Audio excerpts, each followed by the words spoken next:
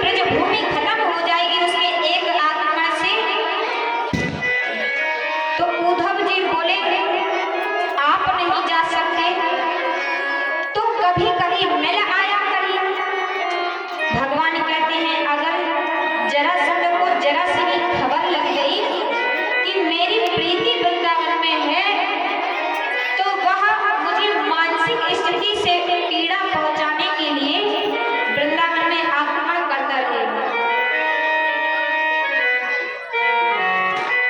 वृंदावन में आक्रमण करता करेगा। तो उद्धव जी कहते हैं प्रभु तो उन सब ब्रजवासियों को आप यहाँ क्यों नहीं ले आते? यहाँ तो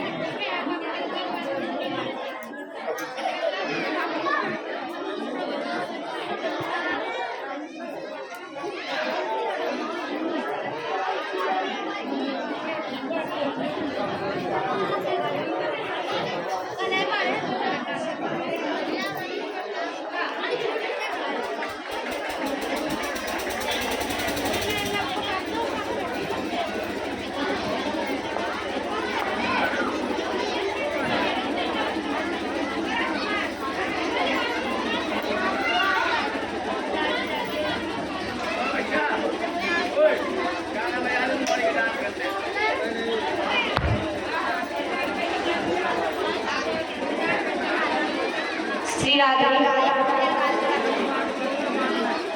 तो उद्धव जी कहते हैं कि भगवान आप ब्रजवासियों को यहाँ क्यों नहीं ले आते?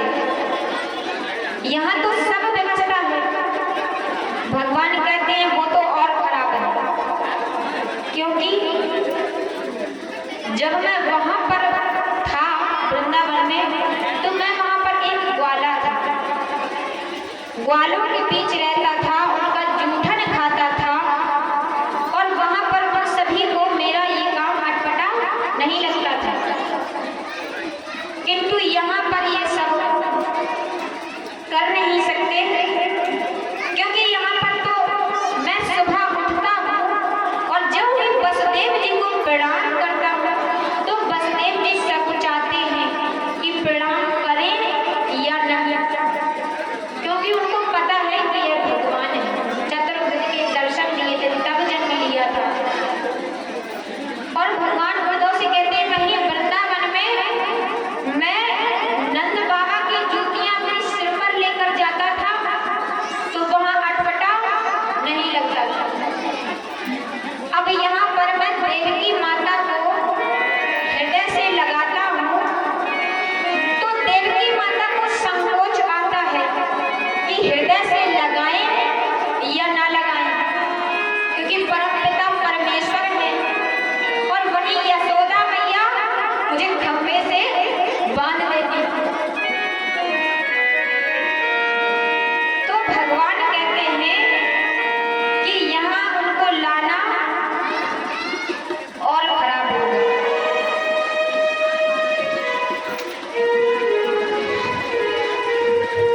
अब प्रभु कहते हैं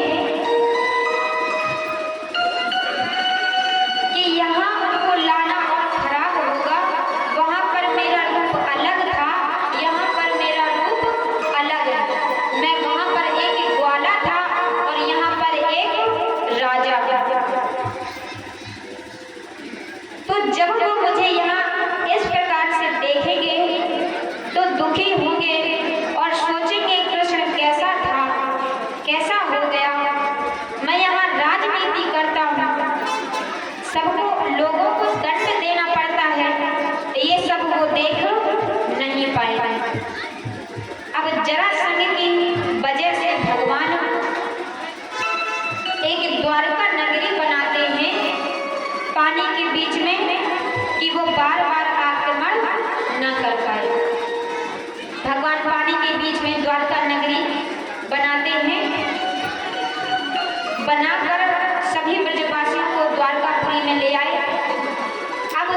हैं विदर्भ देश में, जहाँ पर राजा भीष्मक रहते हैं और उनके पुत्र का नाम रुक्मी है और उनकी पुत्री का नाम रुक्मणी है। तो रुक्मणी जी ने जब से प्रेम का तत्व समझा तो बचपन से ही उन्होंने कृष्ण को अपना पति मान लिया। अब जब रुक्मणी जी का विवाह की बात चलती है तो रुक्मणी जी अपने पिता भीष्मक से कहते हैं कि मुझे विवाह श्री कृष्ण से करना है, क्योंकि मैं उनको अपना पति मान चुकी हूँ। पिता हाँ कर देते हैं। अब जो उनका भाई रुक्मी था उसको बात अच्छी नहीं लगी। अब होता है पिता की कम चलती है जब भाई बड़े होते हैं। तो रुक्मी कहता है कि मैं उस चोर से शादी नहीं करूंगा, मेरी एक इकलौती बहन है, मैं इसकी शादी अपने मित्र शिशुपाल से करूंगा। तो जब भाई को वर पसंद नहीं आया, मना कर दिया,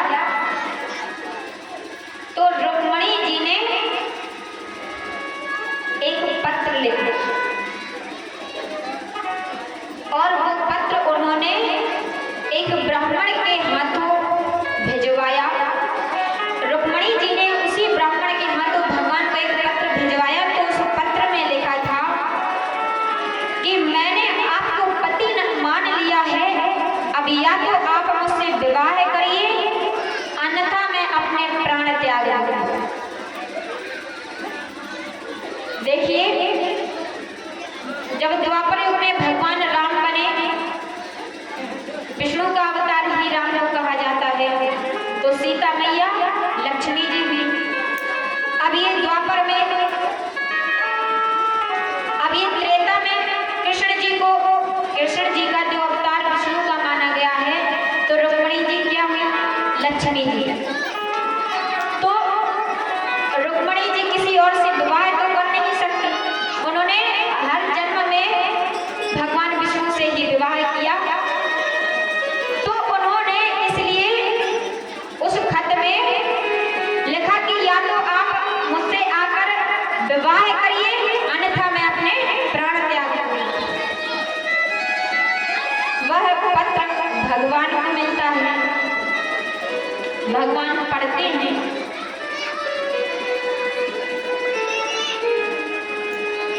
अब भगवान ने जब पत्र पढ़ा तो भगवान ने बलदाऊ भैया से पूछा कि भैया क्या होना चाहिए।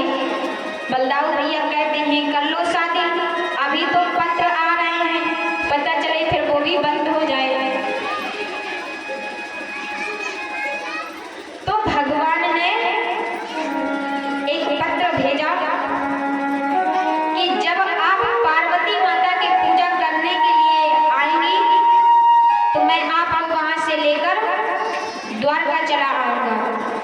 अब यहाँ पर रुक्मणी जी पार्वती जी के मंदिर जाती हैं और प्रार्थना कर रही हैं कि मैंने जिसको पति माना है वो मुझे पति के रूप में मिले। और भगवान रुक्मणी जी को लेकर द्वारका नगरी चले जाते हैं। अब जब द्वारका नगरी भगवान पहुंचते हैं रुक्मणी जी को लेकर, तो बलदाऊ भैया उनको द्वारे पर रोक लेते हैं। कहते हैं अभी तुम भाग कर आए हो, अभी शादी नहीं हुई तो अंदर नहीं जाना है, पहले शादी करो तब अंदर जाना है। तो अब वहां पर रुक्मणी जी का तो कोई है नहीं। देखिए, कोई भी भक्त भगवान की बराबरी करना ना सोचे कि भगवान भगा कर ले आए हैं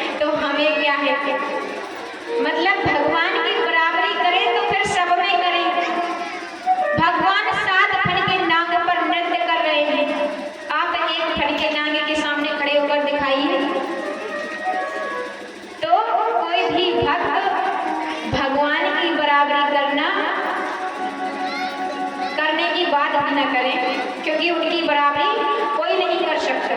भगवान जो भी करते हैं तो उनके वो करने के पीछे कारण होता है, और हम जो भी करते हैं तो हमारे करने के पीछे स्वार्थ होता है। इसीलिए भगवान की बराबरी नहीं करना है। तो अब भगवान के यहाँ बलदाऊ भैया कहते हैं कि भगवान के तो सभी सखा ग्वाल वाल सभी हैं, इनकी बारात में तो वो शामिल हो जाएंगे।